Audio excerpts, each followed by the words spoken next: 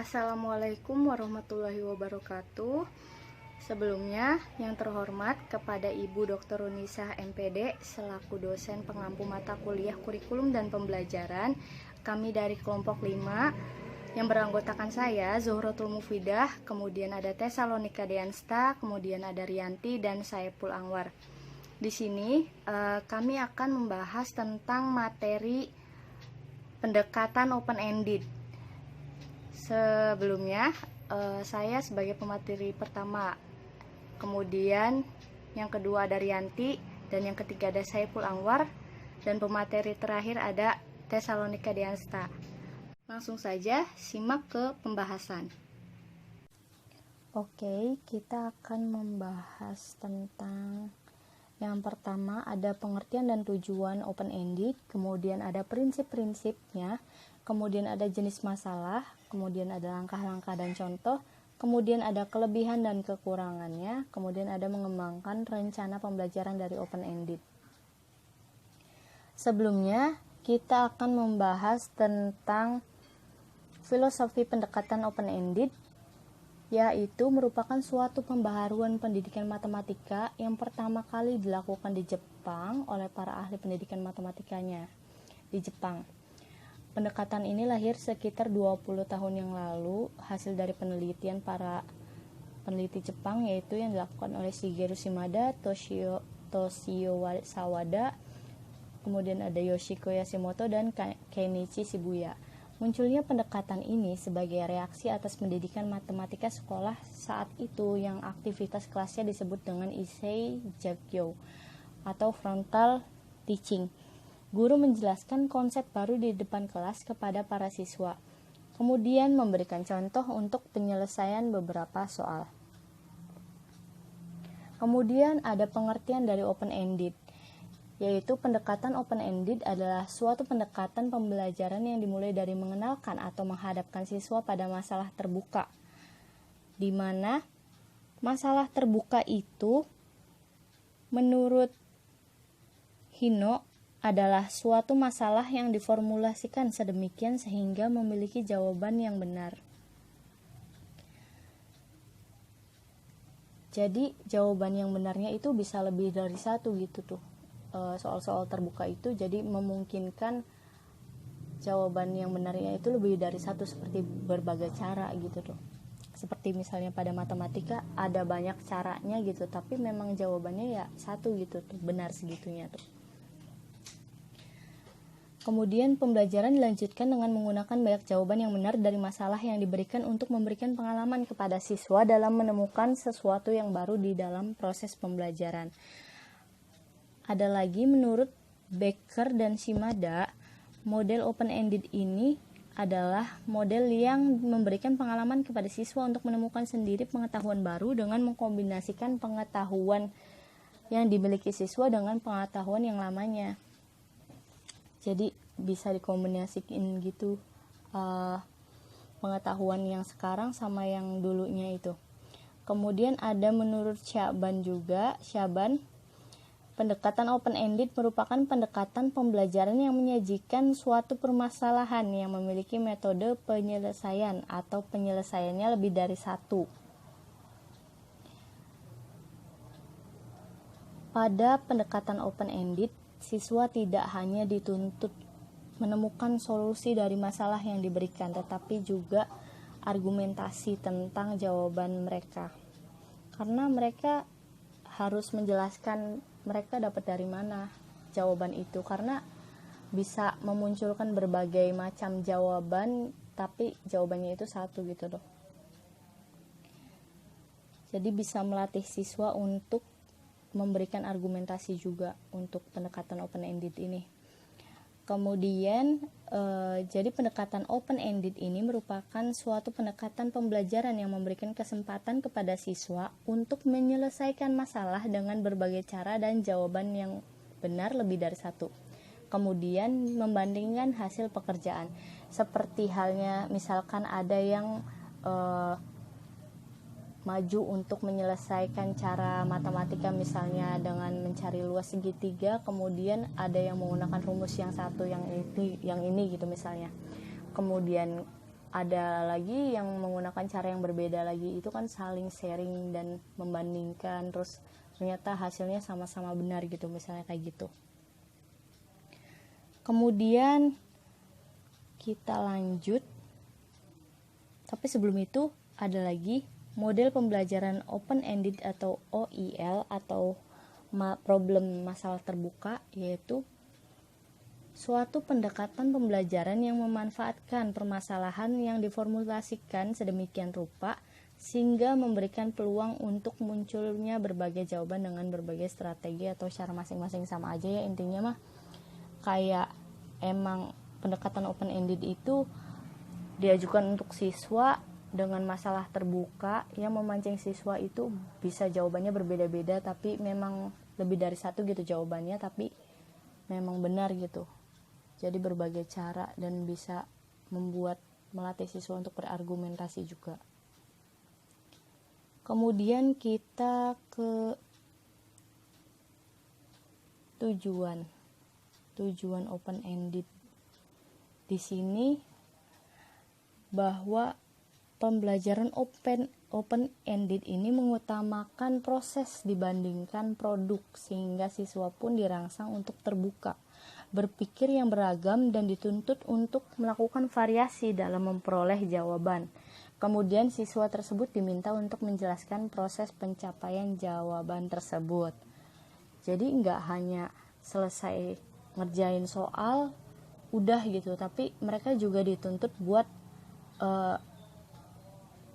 menjelaskan proses pencapaian jawabannya itu, menjelaskan cara tahap-tahapnya itu gimana sih bisa didapat jawaban seperti itu gitu tuh. Kemudian ada juga menurut Nohda tujuannya itu untuk membantu mengembangkan kegiatan kreatif dan pola pikir matematis siswa melalui problem solving secara simultan. Dengan kata lain, kegiatan kreatif dan pola pikir matematis siswa harus dikembangkan semaksimal mungkin sesuai dengan kemampuan setiap peserta didik, agar aktivitas kelas yang penuh ide-ide matematika memacu kemampuan berpikir tingkat tinggi peserta didik. Jadi bisa memacu kemampuan peserta didik karena jadi tahu berbagai macam cara gitu untuk menyelesaikan masalah, tidak hanya dengan satu cara juga. Jadi kan pengetahuannya juga lebih luas gitu, bahwa suatu permasalahan itu tidak harus diselesaikan dengan cara yang ini saja gitu, tetapi masih banyak juga. Kemudian ada beberapa tujuan yang ditargetkan, yaitu yang dapat ditargetkan yaitu 1. Saling bertukar pikiran dengan siswa lain mengenai metode pemecahan yang digunakan masing-masing, jelas ya. Jadi misalnya satu teman dengan yang lainnya gitu bisa saling sharing cara yang satu dengan cara yang lain, bisa saja berbeda-beda kan. Kemudian 2. Membandingkan dan menguji beberapa gagasan yang berbeda. Ini juga sama aja karena teman-temannya bisa aja menjadi jawaban yang beda-beda gitu ya. Jadi bisa membandingkan dan menguji apakah emang benar gitu tuh jawabnya sama emang tujuannya emang hasil akhirnya itu benar gitu. Bisa diuji juga sama-sama juga kan. Kemudian dapat memodifikasi atau mengembangkan gagasan-gagasan yang ada. Jelas karena dari cara yang satu bisa juga dimodifikasi gitu untuk mengembangkan gagasan-gagasan yang sudah ada seperti cara-cara yang sebelumnya gitu, di modif gitu.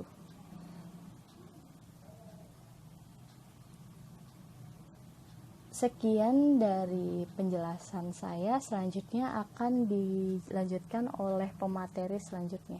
Assalamualaikum warahmatullahi wabarakatuh. Perkenalkan, nama saya Rianti. Saya sebagai pemateri kedua yang akan membahas tentang prinsip pendekatan open-ended dan jenis masalah pendekatan open-ended. Nah, untuk mengefisiensikan waktu, langsung saja kita pembahasannya. Nah, di sini materinya itu ya adalah prinsip-prinsip dari pendekatan open-ended. Nah, di mana prinsip pendekatan open-ended ini ada 3 yang terkait, yaitu yang pertama terkait dengan kegiatan kemahasiswaan, jika mengharuskan kita harus menghargai nilai kegiatan siswa karena takut tidak mengganggu.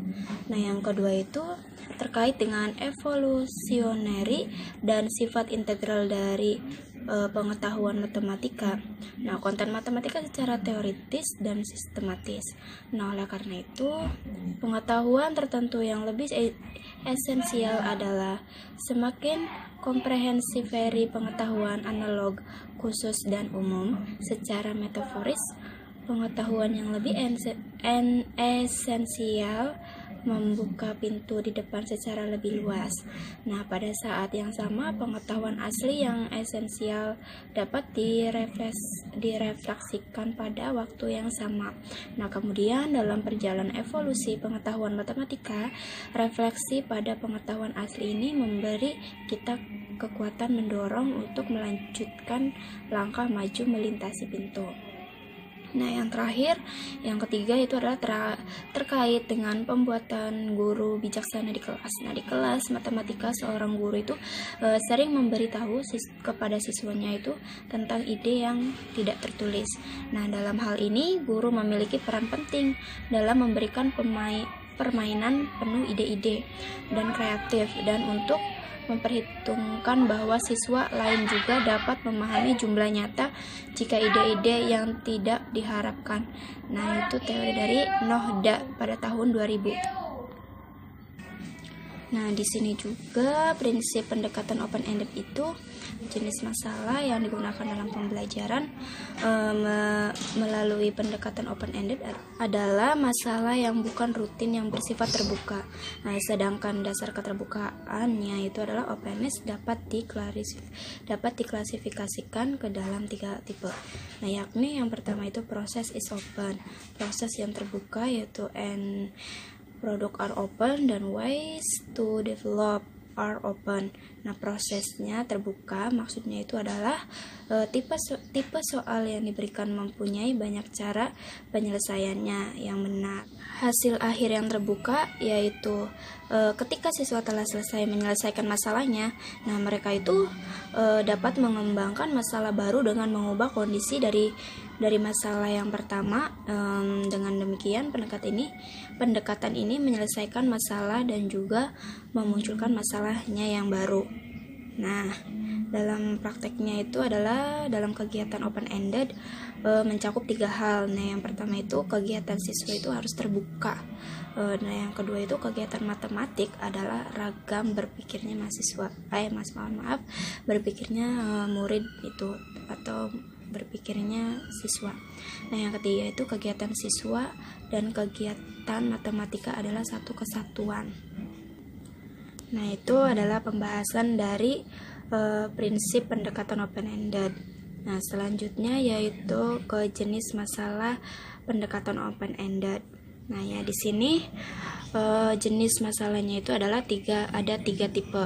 Nah, yang pertama itu menggunakan hubungan. Nah, masalah yang menggunakan hubungan itu masalahnya diberikan bertujuan agar siswa dapat menemukan beberapa aturan atau hubungan matematis. Nah, yang kedua itu mengklasifikasi. Nah, yang dimana siswa diminta mengelompokkan suatu objek tertentu berdasarkan karakteristik yang berbeda dari objek tersebut untuk memformulasikan beberapa konsep tertentu. Jadi beberapa siswa itu harus dibagi, jangan siswa yang aktif dengan yang aktif pula. Nah, biar terbagi sama gitu, biar siswa yang aktif dan siswa yang tidak aktif biar seimbang gitu, biar siswa yang tidak aktifnya itu akan menggejolak atau secara ikut serta dalam keaktifan. Nah, yang tipe ketiganya itu pengukuran. Nah, di mana siswa diminta menentukan ukuran-ukuran numerik dari suatu kejadian tertentu. Siswa dapat mengaplikasikan pengetahuan dan keterampilan yang telah dipelajari sebelumnya untuk memecahkan masalah. Jenis masalah dalam pendekatan open-ended itu tersendiri, masalah yang diformulasikan memiliki banyak jawaban benar disebut masalah tak lengkap atau tidak komplit ya, atau masalah itu adalah terbuka. Nah, menurut Shimada pada tahun 1997. Nah, masalah open-ended problem sebagai suatu situasi yang dirancang dirancang agar siswa itu mengalami masalah dengan angka-angka yang tidak beraturan. Nah, seperti angka-angka yang banyak, informasi yang tidak lengkap, atau mempunyai solusi-solusi ganda. Nah, masing-masing dengan konsekuensi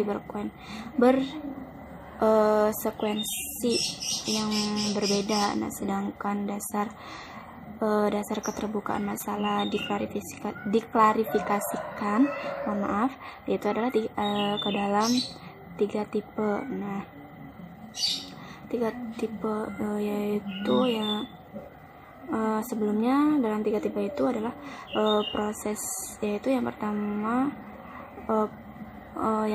yang pertama itu proses keterbukaan atau proses terbuka. Nah, di sini maksudnya adalah masalah itu memiliki banyak cara menyelesaikan yang benar.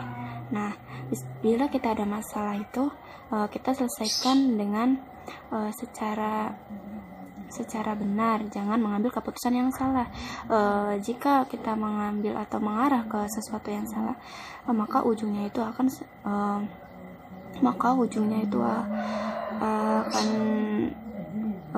nggak akan mudah gitu, akan sengsara. Misalnya gitu ya, misalkan kita punya masalah, mengambilnya jalan yang benar, nggak apa-apa meskipun kita dalam melangkah yang benar itu dalam kesulitan, pasti akan ujungnya itu akan berakhir bahagia. Nah, yang misalkan kita mengambil langkah yang salah itu adalah ya pasti kita berakhirnya itu akan kalau yang salah itu kan pasti kayak kebohongan atau apa gitu kan ya, kebohongan atau apa gitu, dengan berjalannya itu akan mulus-mulus aja tanpa rintangan, dan berakhirnya pun akan tidak sesuai yang kita inginkan gitu. Atau ya gimana sih, kita misalkan punya masalah gitu, masalah apa gitu ya, dengan apa kita mengambil jalan yang salah, pasti ujungnya itu akhirnya itu akan sengsara.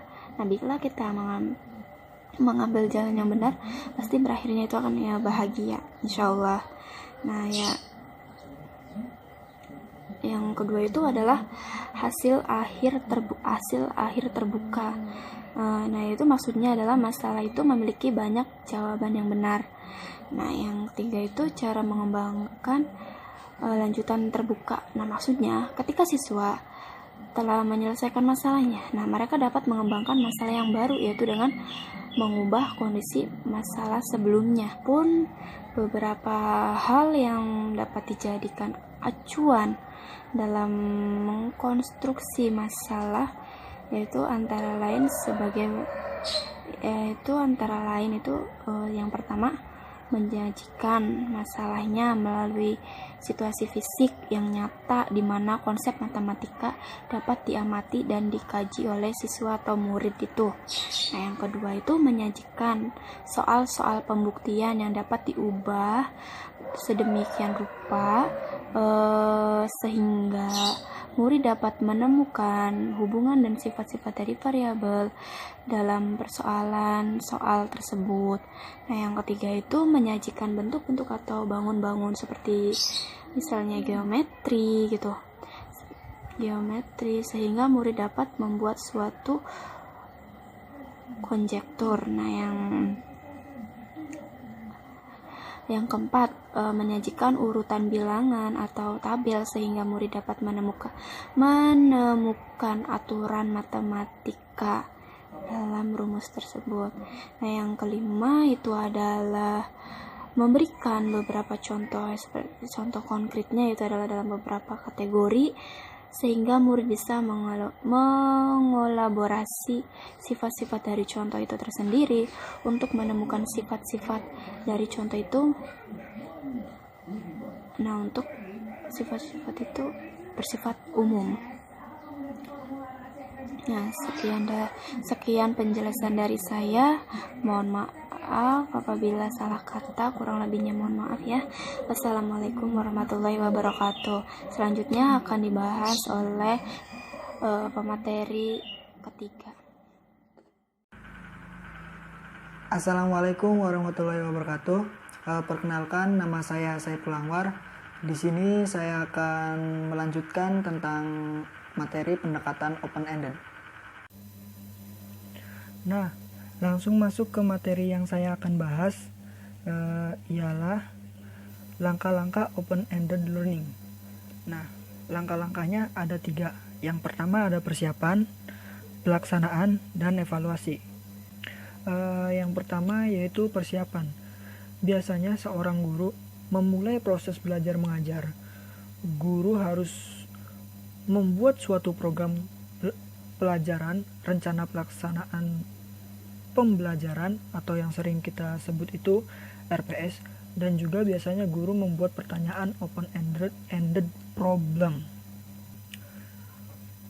Yang kedua adalah tahap pelaksanaan. Tahap pelaksanaan terdiri dari kegiatan pendahuluan dan kegiatan inti, dengan penjelasannya sebagai berikut. Yang pertama, pendahuluan, yaitu peserta didik menyimak motivasi yang diberikan oleh guru bahwa yang akan dipelajari berkaitan atau bermanfaat bagi kehidupan sehari-hari, sehingga mereka semangat dalam belajar. Kemudian peserta didik menanggapi apresiasi yang dilakukan guru agar diketahui pengetahuan awal mereka terhadap konsep-konsep yang akan dipelajari. Yang kedua, peserta didik membentuk kelompok yang terdiri dari 5 orang. Yang ketiga, peserta didik mendapatkan pertanyaan open-ended problem. Yang keempat, peserta didik berdiskusi bersama kelompok mereka masing-masing mengenai penyelesaian dan pertanyaan open-ended problems yang telah diberikan oleh guru. Yang kelima, setiap kelompok peserta didik melalui perwakilannya mengemukakan pendapat atau solusi yang ditawarkan kelompoknya secara bergantian. Yang keenam, peserta didik atau kelompok kemudian menganalisis jawaban yang telah dikemukakan, mana yang benar dan mana yang lebih efektif. Yang ketujuh, kegiatan akhir, yaitu peserta didik menyimpulkan apa yang dipelajari, kemudian kesimpulan tersebut disempurnakan oleh guru.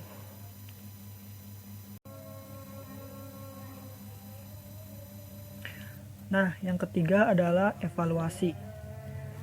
Setelah berakhirnya KBM, peserta didik mendapatkan tugas perorangan atau ulangan harian yang berisi pertanyaan open-ended problem yang merupakan evaluasi yang diberikan oleh guru. Nah, dalam pendekatan open-ended sendiri mempunyai kelebihan dan kelemahan. Di sini saya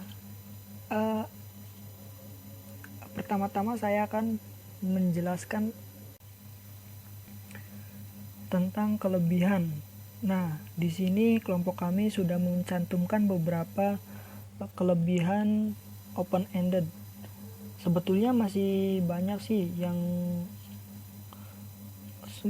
banyak kelebihan dari open-ended itu tersendiri. Untuk lebih jelasnya, saya akan bacakan satu persatu dari kelebihan open-ended. Yang kelebihan yang pertama, peserta didik berpartisipasi lebih aktif dalam pembelajaran dan sering mengekspresikan idenya.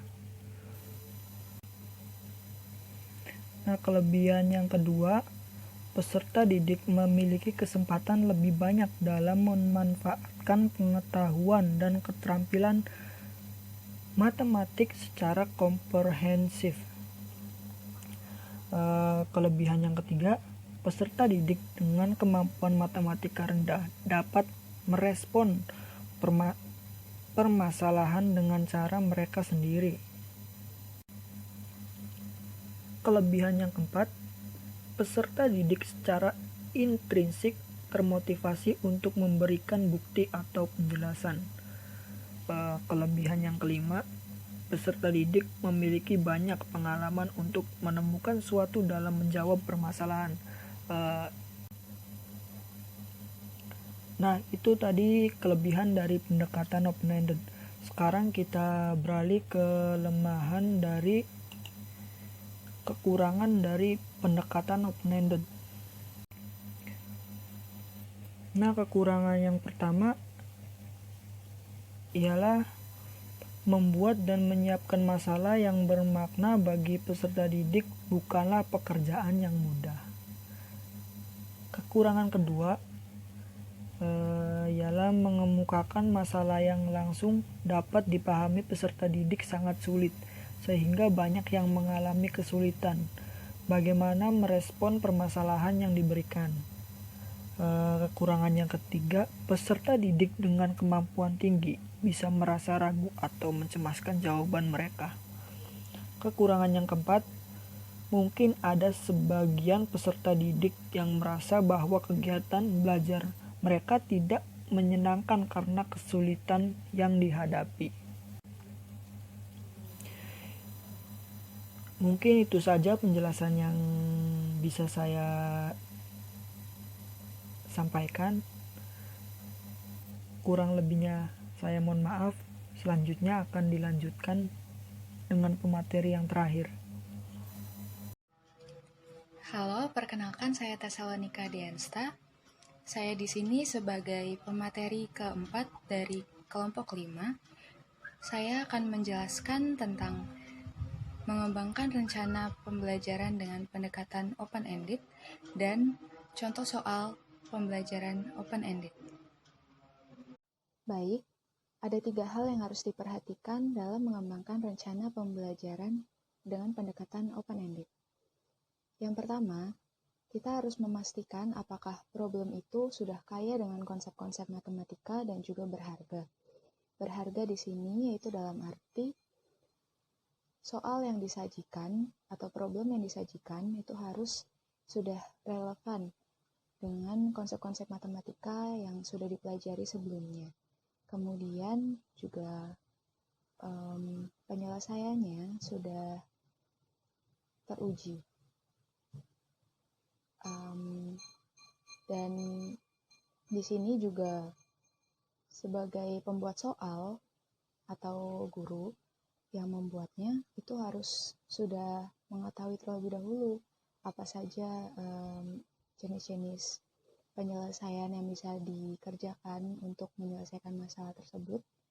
Kemudian yang kedua, level matematika dari problem itu harus cocok untuk siswa, atau dalam arti level problem tersebut harus sesuai dengan jenjang yang sedang diduduki siswa yang kita ajarkan. Begitu. Kemudian yang ketiga, apakah problem itu mengundang pengembangan konsep matematika yang lebih lanjut sehingga problem yang disajikan itu harus memiliki keterkaitan atau dihubungkan dengan konsep-konsep matematika yang lebih tinggi sehingga dapat memacu siswa untuk berpikir tingkat tinggi. Jadi, siswa di sini diharapkan mampu berpikir secara berprogres atau selalu bertingkat. Kemudian, pada tahap pengembangan rencana pembelajaran ini ada hal-hal yang harus diperhatikan juga, yaitu yang pertama, sebagai guru harus atau disarankan menuliskan respon siswa yang diharapkan. Pada pembelajaran matematika jenis ini, siswa diharapkan dapat merespons masalah dengan berbagai cara dan dengan sudut pandang yang berbeda. Kemudian, untuk mengetahui respon siswa tersebut, maka guru bisa juga menyiapkan atau menuliskan daftar antisipasi respon siswa terhadap permasalahan. Karena tipe atau karakter atau kemampuan siswa itu berbeda-beda kan. ada siswa yang sudah mampu mengekspresikan cara berpikirnya dengan gamblang, dan ada juga siswa yang masih terbatas atau kurang mampu dalam mengekspresikan cara berpikir dan penyelesaiannya. Kemudian, tujuan dari problem harus diberikan dengan jelas. Nah, guru harus mampu memahami dengan baik peranan masalah itu dalam keseluruhan rencana pembelajaran. Berdasarkan pengalaman, masalah open-ended efektif untuk pengenalan konsep baru dan rangkuman kegiatan belajar. Kemudian, disajikan problem yang semenarik mungkin. Nah, konteks dalam masalah-masalah yang disajikan dalam pendekatan open-ended ini itu harus dapat dikenal baik oleh siswa dan harus membangkitkan keingintahuan dan semangat siswa dalam menyelesaikan masalah, sehingga siswa juga dapat terpacu gitu keingintahuannya dan semangat dalam menyelesaikan masalah tersebut. Kemudian, lengkapi prinsip posing problem, sehingga siswa memahami dengan mudah maksud dari problem itu. Posing problem di sini yaitu dengan cara membentuk problem atau soal dengan sedetail mungkin, sehingga tidak terlalu singkat. Penjabaran masalahnya itu jangan terlalu singkat. Jadi kita sebisa mungkin memberi clue-clue atau detail-detail penting yang mungkin dari situ bisa memacu siswa untuk menuangkan ide-ide penyelesaian permasalahannya dari situ. Jadi siswa juga dapat dengan mudah dalam menemukan pendekatan pemecahannya. Kemudian yang terakhir yaitu memberikan waktu yang cukup kepada siswa untuk mengeksplorasi problem. Kemudian kita lanjut ke contoh pembelajaran dengan pendekatan open-ended. Ya. Dengan apa yang sudah disampaikan sebelumnya, kita tahu penyelesaian masalah dengan pendekatan open-ended ini dapat memunculkan masalah yang baru lagi, atau from problem to problem. Nah, di sini kami sajikan soal yang misalkan soalnya begini. Misalkan siswa diberi masalah sebagai berikut. Ada 3 tim. Tim A, tim B, dan tim C yang mengikuti ketiga tim ini mengikuti perlombaan maraton. Nah, setiap timnya terdiri dari 10 pelari. Kemudian, di sini kita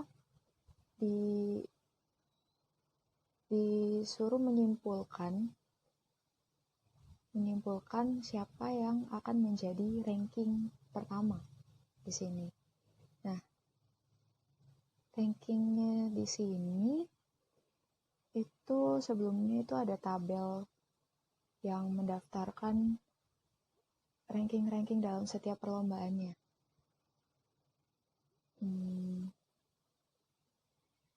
Dan dari setiap detail-detail soalnya itu bisa dilihat lebih jelas lagi pada makalah.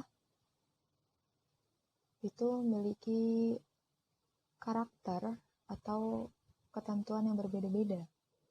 Nah, di sini itu kan pertanyaannya itu hanya ditanyakan siapa yang akan menjadi ranking pertama dalam perlombaan maraton ini. Namun, setelah melihat-lihat detail ketentuannya, sebenarnya kita bisa menemukan berbagai macam ranking pertama jika dilihat dari berbagai aspek. Maka di sini penyelesaiannya itu kita ketemukan ada 7 penyelesaian. Yang pertama ada ranking yang bisa ditentukan dari jumlah skor total setiap tim yang masuk dalam 10 pelari pertama. Kemudian ada lagi ranking yang ditentukan dari rata-rata. Kemudian ada lagi ranking yang ditentukan dengan urutan pelari terbaik dari tiap tim. Nah, kemudian ada yang ditentukan dengan urutan pelari terakhir, kemudian bisa juga ditentukan dengan skor total urutan 5 pelari terbaik pertama. Kemudian ada juga berdasarkan selisih antara ranking terakhir dengan ranking pertama setiap tim. Kemudian bisa juga ditentukan dari jumlah total ranking semua pelari dalam setiap tim. Jadi di sini ada penyelesaian dari berbagai sudut pandang yang berbeda, yang bisa kita katakan ini merupakan contoh soal dari jenis pendekatan open-ended yang menghasilkan berbagai penyelesaian dengan sudut pandang yang berbeda, dan juga ke-7 penyelesaian ini merupakan betul jawabannya. Ya.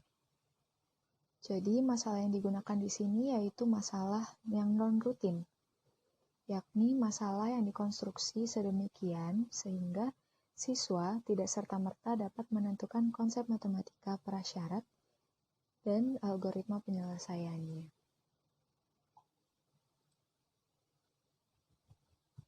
Baik, demikianlah akhir dari materi pembelajaran dengan pendekatan open-ended yang pada akhirnya dapat kita simpulkan, yaitu pendekatan pembelajaran open-ended dapat diartikan sebagai proses pembelajaran yang terbuka terhadap siswa dengan memberikan permasalahan terbuka, sehingga dapat mengarahkan dan membawa siswa menyelesaikan dengan berbagai cara dan memungkinkan juga memiliki banyak jawaban benar dan memunculkan masalah baru pada hasil akhirnya. Sehingga pendekatan ini dapat merangsang kemampuan intelektual dan pengalaman siswa dalam proses menemukan sesuatu yang baru. Demikian penyampaian materi dari kelompok 5. Semoga bisa bermanfaat bagi kita semua sebagai calon pendidik dan dapat kita jadikan sebagai referensi untuk pembelajaran kita nanti,